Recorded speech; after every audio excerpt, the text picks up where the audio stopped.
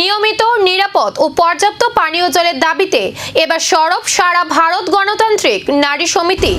12 দফা দাবি নিয়ে ত্রিপুরা জল বোর্ডে ডেপুটেশন দিল সংগঠন।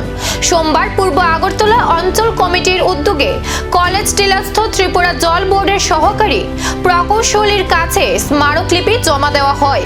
সংগঠনের দাবি, পূর্ব আগরতলার বিভিন্ন এলাকায় দীর্ঘদিন ধরে পানীয় জলের সংকটে ভুগছেন সাধারণ মানুষ। তাই দ্রুত সমস্যার স্থায়ী সমাধান, নিয়মিত ও নিরাপদ পানীয় জল সরবরাহ নিশ্চিত করার পাশাপাশি 12 দফা দাবি দ্রুত বাস্তবায়নের আহ্বান জানিয়েছে সংগঠনটি। এখন এই দাবিগুলির প্রেক্ষিতে জল বোর্ড কি পদক্ষেপ নেয় সেদিকেই নজর। উনি আমাদের সঙ্গে একমত হয়েছেন এবং জল যেখানে নোংরা জল বা জলের সময়সীমাটা উনি বলেছেন কারেন্টের জন্য হয় অনেক সময়।